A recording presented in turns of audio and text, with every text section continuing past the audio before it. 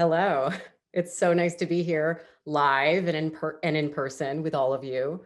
My name is DeHais, and as Ben mentioned, I am a professional storyteller, a director, a choreographer, and a visual artist who is currently getting their master's here at Brown.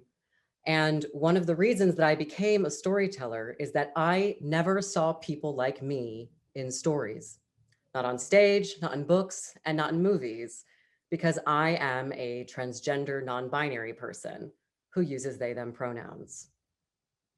I am the first trans person to have ever been accepted into my program. And I'm often the first transgender person who walks into a lot of spaces that I walk into, or the first trans person that people knowingly meet. And because of this, I get a lot of questions, curiosity, and an unfortunate amount of hostility. Many people are afraid when they meet me. They might feel like my goal is to make them feel stupid, or they feel that language around gender is changing so rapidly, and while they want to be accepting, they're worried that they're going to offend someone. Or they might just be unaccepting of trans people in the first place and feel threatened by me. They might feel that trans people don't have a right to exist, but we do exist. We have always existed. And I understand that it can feel scary and confusing and new, but trans people aren't new. And the reason that we've become so much more visible lately is because we aren't afraid anymore. And all we're asking is to be treated like everyone else. I believe that actively creating space for transgender folks ultimately helps everyone, regardless of gender. When we have more open views of gender in society, there's far less fear and much more connection in our careers, in our communities, and in our personal relationships. Now, many of you want to be leaders, not just in thought, but in action and in soul. And in pursuit of that, you are going to interact with people of all different kinds of gender expression, whether that's due to culture or religion, race, class, or a myriad of other reasons. And you need to learn how to make space for everyone. Now, since we're talking about gender, I'm going to offer a few definitions before I move forward. Sex, male, female, or intersex, is a label that a doctor assigns a baby at birth. And it's usually based off of genitalia presentation and chromosomes. However, there are male and female babies whose chromosomes are not always XX or XY. Biology is a lot more complicated than certain politicians might make it out to be. Gender is a social construct and a legal construct, and it's also the set of expectations that we all live within in our society. Gender is also how we feel inside, how we need to be seen and treated by others to feel like our full selves. And feelings about gender begin as early as 2 or 3. Each of you, each of us, has a gender and has a lived experience of what it's like to be seen as a certain gender or be treated as a certain gender. Now, cis, as in cisgender, is a Latin prefix that means on the same side as. And that means that a person who's cisgender identifies as the gender that they were assigned at birth. Trans means across, beyond, or through. So a transgender person identifies as a different gender than what they were assigned at birth. I, for instance, am a non-binary person who identifies as both male and female, or neither male nor female. And I'm part of the large umbrella of transgender folks, which is a large group of people. Now, Before we move on, I'd like to ask you some questions. Have you ever felt that there were expectations placed on your appearance, your body, or your behavior because of your gender? Have you ever felt that there were limitations placed on you because of your gender? And have you ever stopped yourself from saying something or doing something because of your gender? Have you ever heard words like man up, or boys will be boys, or act like a lady, or boys don't cry, or that's not for girls, or that's not for boys? I think that we all know in our hearts that everything should be for girls. Everything should be for boys. Everything should be for everyone. But we don't live in that world, do we? The myth of how we are supposed to behave, it shapes us before we even learn how to speak. And it affects us in ways that are subtle in our facial expressions and in our body language and in how we learn how to navigate different places and people. They define us in micro moments where we make assumptions or we have an unthinking reaction against someone. So my proposal to you is that if you can become more conscious of the way that you perceive gender, your own and others, you can start to change your thinking and your behavior around gender. For instance, women are held to much higher standards than men in the workplace. And studies have shown that for women to be listened to, they have to not only be competent, they have to be confident and likable. And even then, they might still be interrupted by their male colleagues. As for men, being considered sensitive or feminine is often considered weakness in our culture. Is there anything worse for a capital M man than being compared to a girl? Why is that? Why is it wrong for boys to be sensitive? Why do we allow sensitivity to be equated with weakness? And why do we allow that kind of misogyny? What's so shameful about being feminine? And there's nothing inherently gendered about any of the things that we associate with men or women. If you look back at different periods of time, many of the things that we deem feminine now were masculine before, like long hair and makeup. No activity or behavior is inherently gendered. So before we even begin to think about creating a safe space for trans people, we have to dig deep into our own thinking and behaviors and the systems that we've allowed to perpetuate. How did gender shape you? What do you think is normal? What do you reject? And are there people that you didn't or maybe still don't associate with because of how you perceive them in their gender? Now, I have to admit something that I'm a little ashamed of. I'm actually very ashamed of, which is that when I was younger, I was afraid of people like me. I found gender fluid and transgender people to be threatening in ways that I really couldn't name. Being a masculine woman or a feminine man, it meant that you were a freak. And being a tranny, that was the most perverted, disgusting, and horrible thing you could do.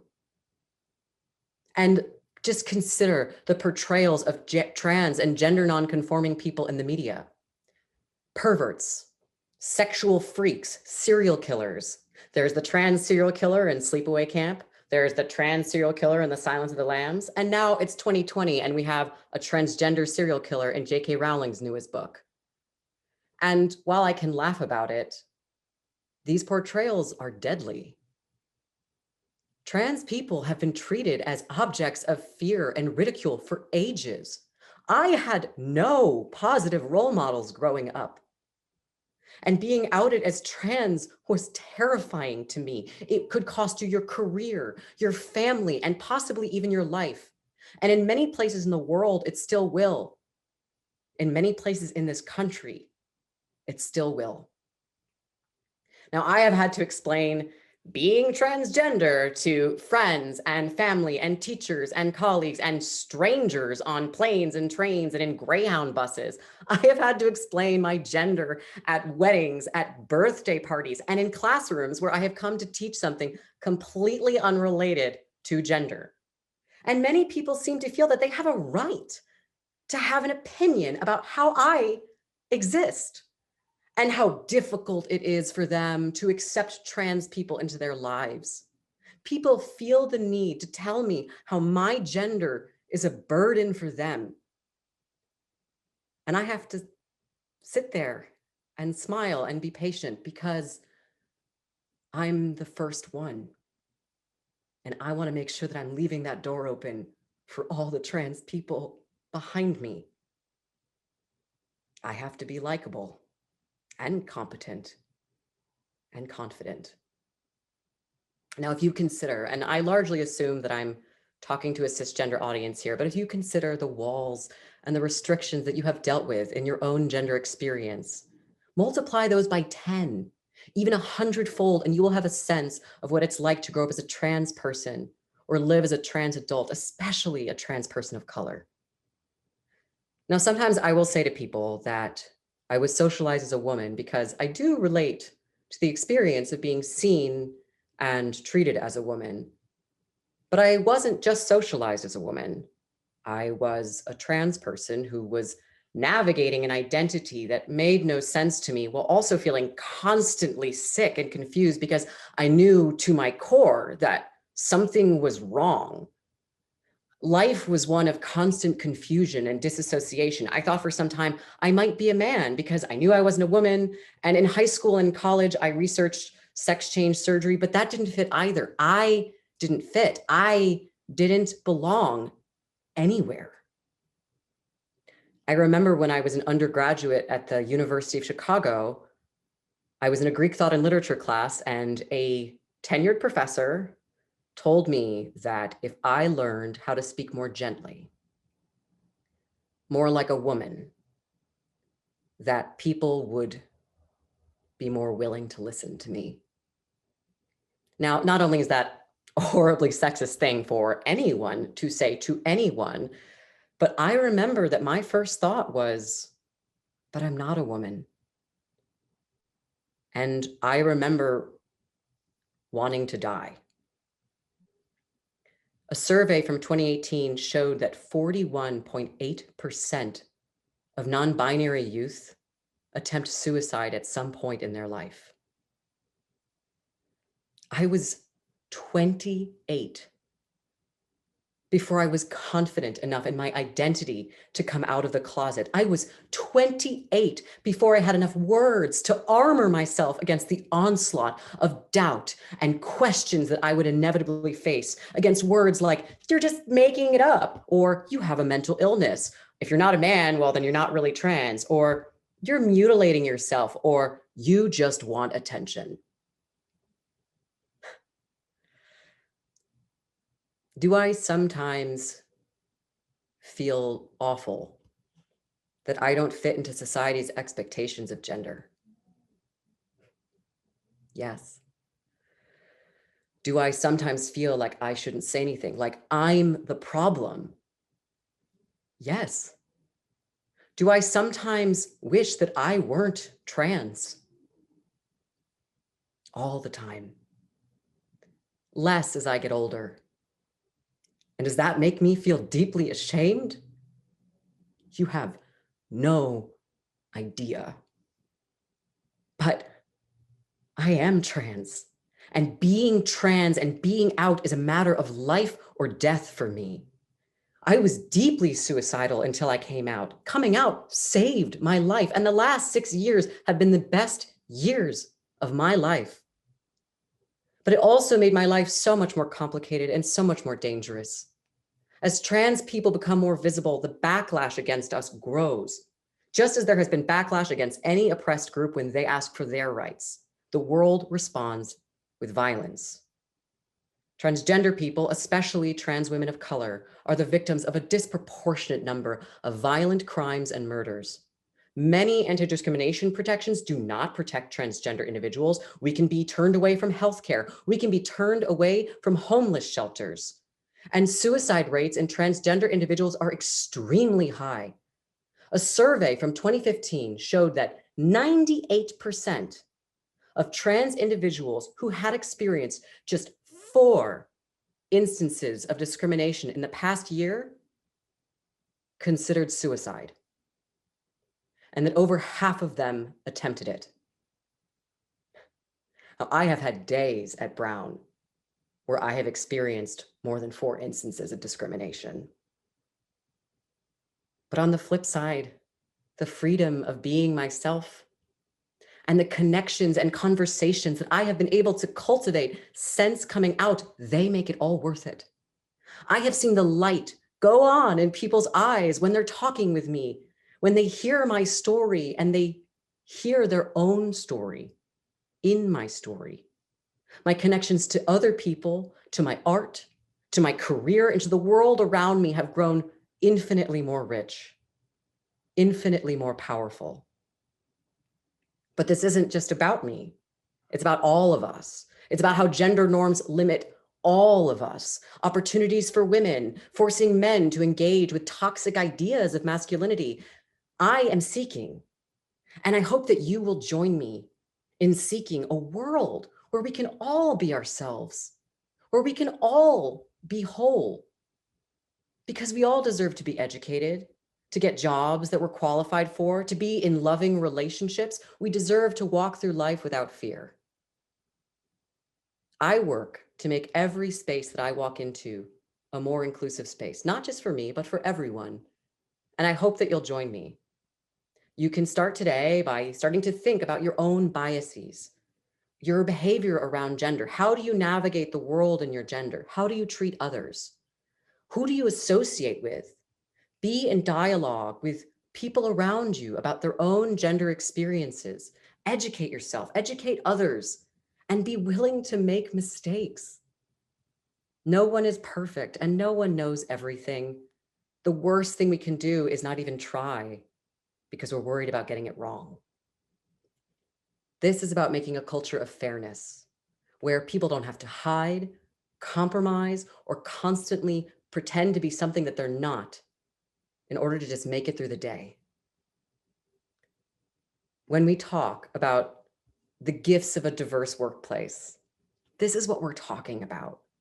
One where we reach across difference, and it is in our differences that we grow. It's in our differences that we spark creativity and we're empowered to bring our full selves. Imagine a world where you didn't feel bound by the expectations and limitations placed on you, and how much more freely we could all communicate, collaborate, and connect with others.